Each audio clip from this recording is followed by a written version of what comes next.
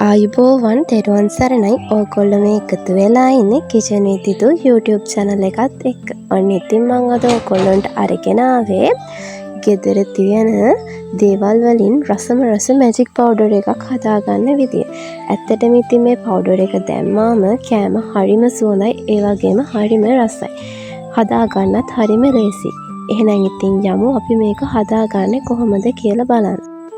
ඊට කලින් ඕගොල්ලන්ට මම මතක් කරනවා, ඕගොල්ලෝ තාමත් අපේ kitchen with Idhu YouTube channel එක subscribe කරලා නැත්නම් පහළ තියෙන bell icon එක click කරලා subscribe කරන්න. ඒ වගේම bell icon එක all දාලා තියාගන්න. එතකොට මගේ videos ඕගොල්ලන්ට දාපු ගමන් හැමදාම බලන්න පුළුවන්.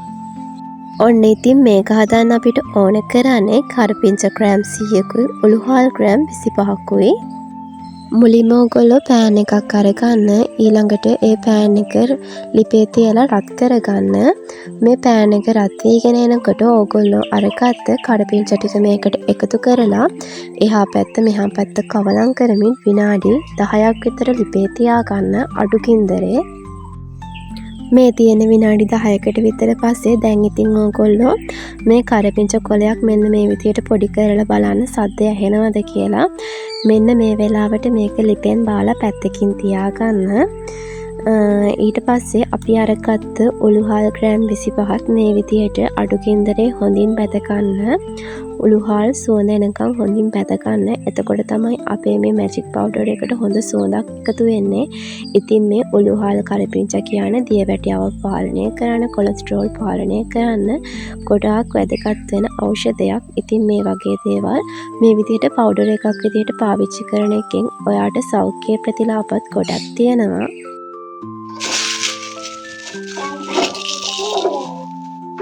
දැන් ඉතින් ඔයාගේ බ්ලෙන්ඩර් ජාර් එක අරගන්න. ඊළඟට ඔයා මේ විදිහට බැදගත්තු උළුහාල් ටිකයි කරපිංචා ටිකයි බ්ලෙන්ඩර් ජාර් එකට එකතු කරගන්න. ඊළඟට මේ ටික හොඳට පවුඩර් එකක් වෙනකම් බ්ලෙන්ඩර් කරගන්න. මතක ඇතුව මේක නිවුනට පස්සේ බ්ලෙන්ඩර් කරගන්න. ඔන්න ඉතින් මම මේ ටික බ්ලෙන්ඩර් කරගෙන ඉවරයි. මේ වෙලාවේදී නම් අපේ ගෙදර හරිම සුවඳයි. ඉතින් ඔයත් රසට සුවඳට උයන්න කැමති ගෘහණියක් නම් ඔයාටත් පුළුවන් ඉතින් අදම මෙන්න මේ පවුඩර් එක හදාගන්න. මේක හරිම රසයි. එහෙනම් ඉතින් වීඩියෝ එක ගැන අදහස් පහලින් කමෙන්ට් කරන්න යන්න අමතක කරන්න එපා. ඒ වගේම ඕගොල්ලෝ තාමත් මගේ YouTube එක subscribe කරලා නැත්නම් පහළ තියෙන bell icon එක click කරලා subscribe කරන්න අමතක කරන්නත් එපා.